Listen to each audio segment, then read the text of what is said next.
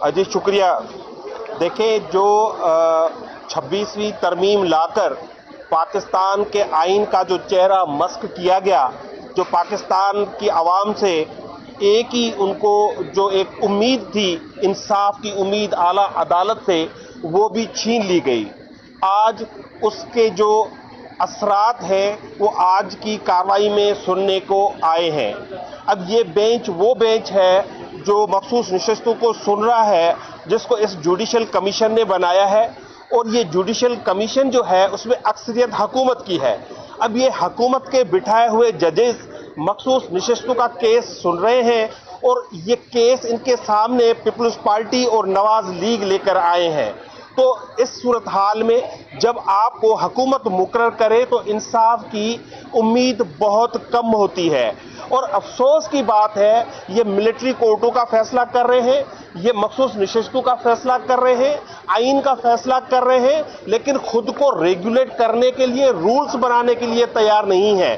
Supreme court से ये उम्मीद होती है कि वहां पे बादशाहत नहीं होगी, आइन चलेगा, कानून चलेगा, और जो पहले सुप्रीम कोर्ट के फैसले आ चुके हैं उनकी रोशनी में इंसाफ होगा।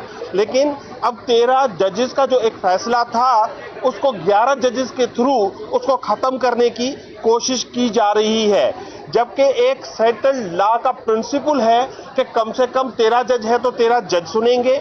उसमें आखिर जज जो मंसूर अली शाह साहब है उनका होना जरूरी है, और बाकी जो जजेस अवेलेबल हैं उनका होना भी जरूरी है। लेकिन उन जजेस को इसलिए नहीं लाया जा रहा कि ये जो बेंच बैठा है उनके अपने वजूद का मामला है, उनका अपना सेल्फ इंटरेस्ट है, क्योंकि एक ही सीनियर जज आएगा तो इनकी कॉन्स्टिट्यूशनल बेंच की सदारत नहीं रहेगी, वो चली जाएगी। इसलिए आज बजाय इसके कि हुकूमत आईनी तरमीम को डिफेंड करे, जज साहिबान खुद जो है ज्यादा से ज्यादा उसको डिफेंड कर रहे थे।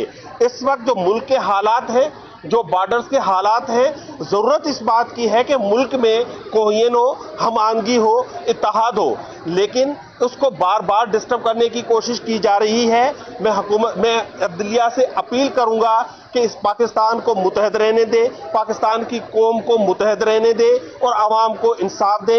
इमरान खान को जो मैंडेट मिला है उस मैंडेट का एहतराम करें। बहुत शुक्रिया जी।